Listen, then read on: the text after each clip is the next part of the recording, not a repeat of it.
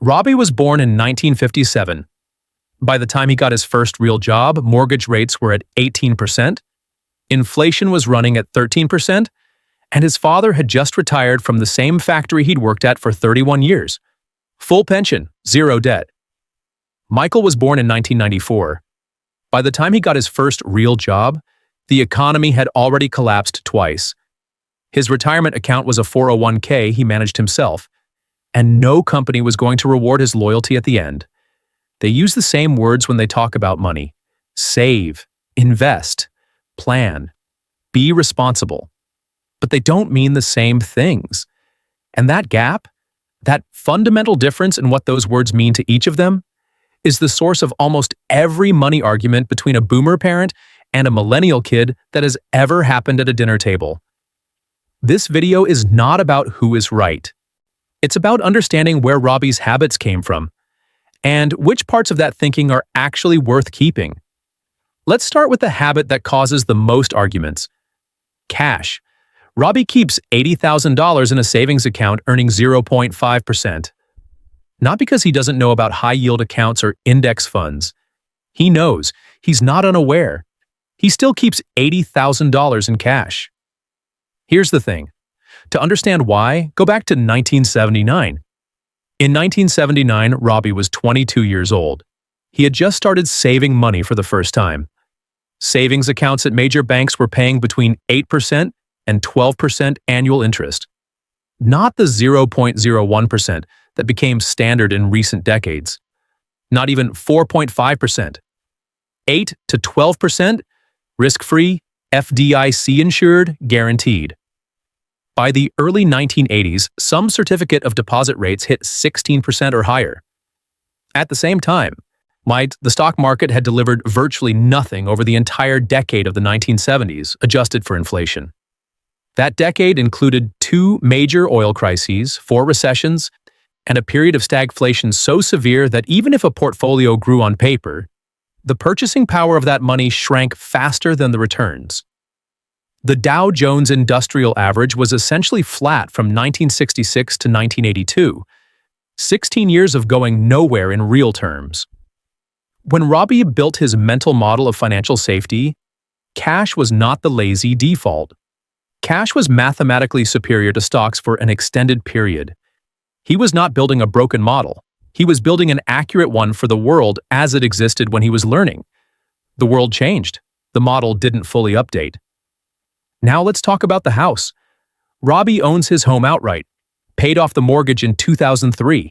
He and his wife bought it in 1985 for $95,000 in a suburb outside Columbus, Ohio. That house is now worth $340,000. Michael thinks Robbie got lucky. Robbie thinks Michael is making a mistake by renting. But here's what. Robbie didn't just buy a house. He bought a house during one of the most favorable 30-year windows for homeownership in American history, at a price-to-income ratio that no longer exists. In 1985, the median home price in the United States was roughly 3 to 4 times the median annual household income. Today, that ratio is 7 to 8 times. The affordability math of homeownership is fundamentally different.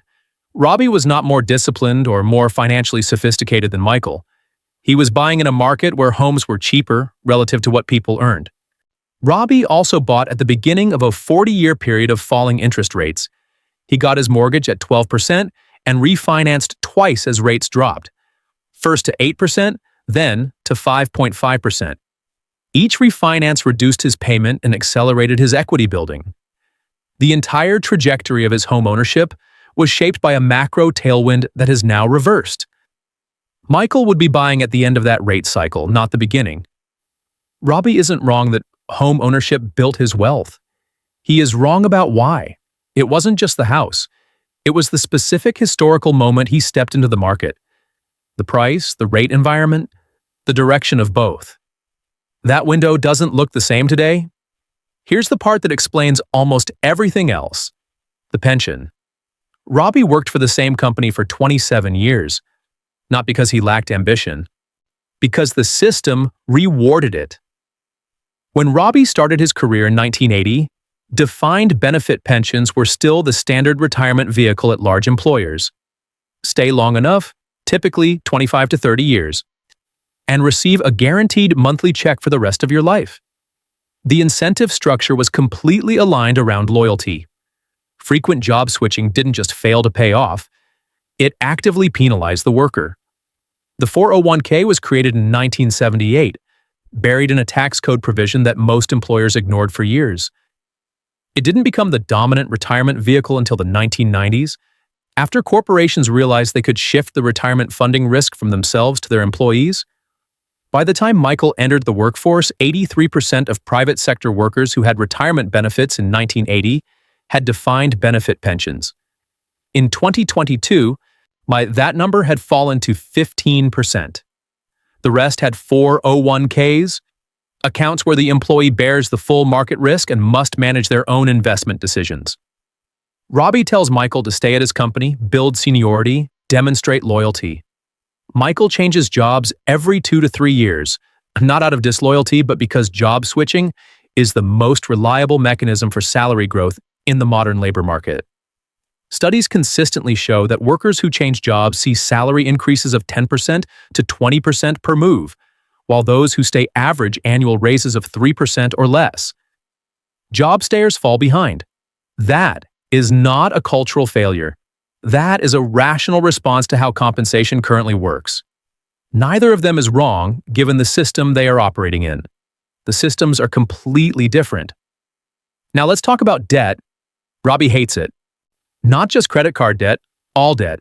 He paid off his car loans early. He paid off his mortgage early. He has never carried a credit card balance.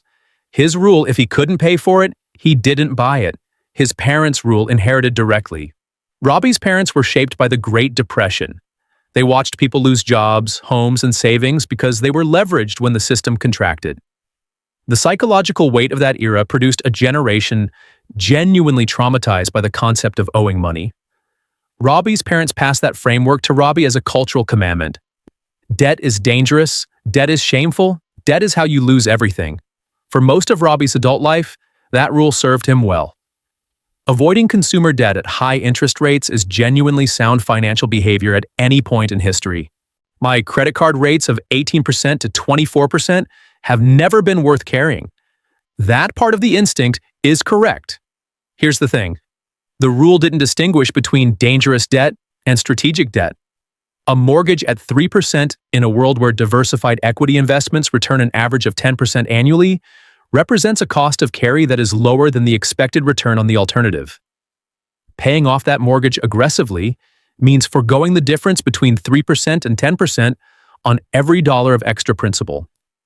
That is not obviously the right call. It depends on the interest rate environment. Robbie's rule was built in an era when savings accounts paid 12% and mortgage rates were 18%. In that world, paying off every debt as fast as possible was almost certainly optimal. No investment was returning more than the cost of the debt. In a 3% mortgage, 10% equity return environment, the math is more complicated. The spirit of the rule, avoid debt that costs more than it returns, is sound. The application of it as an absolute, regardless of interest rates, is incomplete. And here's the part nobody talks about enough at the dinner table: Social Security. Robbie expects to receive his full Social Security benefit. He is paid into the system for his entire working life. His parents received their benefits. His neighbors are receiving theirs. To Robbie, Social Security is not an abstract policy question. It is a contract between him and the government he paid taxes to for 40 years. Michael is not sure Social Security will be solvent in the same form when he reaches retirement age. This is not a fringe position. The Social Security Board of Trustees' official annual report projects that, by 2033, the combined trust fund reserves will be depleted, and continuing tax income would cover only about 77% of scheduled benefits if no legislative changes are made. That is the government's own actuarial projection, not speculation. Robbie thinks Michael is being dramatic. Michael thinks Robbie doesn't understand the structural math. They are both partially right. Social Security will not disappear. The political and economic disruption of eliminating it would be catastrophic. and Congress has consistently acted to adjust the program before allowing full insolvency. But the benefit level that Robbie's generation receives, at the contribution rates his generation paid under the demographic conditions when his generation was working, may not be fully replicated for Michael's generation without significant adjustments to taxes, benefit levels, or retirement age. Robbie planned with Social Security as the near-certain primary foundation of retirement income. Michael is being correctly advised to treat Social Security as supplemental income and build a private retirement base that doesn't depend on it. Same program, completely different risk profile depending on when you're retiring. So what should Michael actually take from Robbie? 3 things, and they are not the ones Robbie thinks he's passing down. First, the frugality. Robbie's generation spent consistently below their income. Not dramatically, not painfully, just reliably. They did not need financial content creators to tell them to save 20% of their income. It was a cultural norm built into their entire approach to money. Lifestyle inflation, the relentless expansion of spending to match income growth, was not the default. Restraint was. That habit, separate from any specific financial product or market environment, is the foundation of every wealth-building strategy that has ever worked. It transfers perfectly to any decade. Second, the patience. Robbie did not check his investment account balance every week. He did not panic sell in 2001 or 2008. He did not reallocate based on headlines or hot takes. He held. Long-term, boring, just hold investment behavior is statistically among the most effective investment behaviors that exist. The research on this is unambiguous. Robbie doesn't cite Vanguard studies to justify it. He just doesn't have the anxiety spiral that causes so many younger investors to move at the worst moments. That calm is worth copying directly. Third, the cushion. Robbie's $80,000 in cash comes from a generation that watched people survive, or not survive, on nothing. The specific amount is probably too high. The specific location is definitely wrong. A high-yield savings account would close the gap between the 0.5% he's earning and a meaningful real return. But the underlying instinct to maintain a genuine financial cushion, to never be in a position where a single shock cascades into disaster, is correct. The amount and location need updating. The principle does not. What Michael should not inherit: the specific financial products. The savings account instead of the index fund. The pension mindset applied to a 401k world. The job loyalty calculus in a salary stagnation system. The homeownership absolutism applied to a completely different price-to-income market. The habits were rational. The world around them changed. Robbie is not confused or irrational. He is the product of the specific economic conditions that shaped his financial instincts during the years when those instincts were being formed. The models he built in 1979 were accurate for 1979. The world shifted underneath them and the models didn't fully update. Michael is not reckless or short-sighted.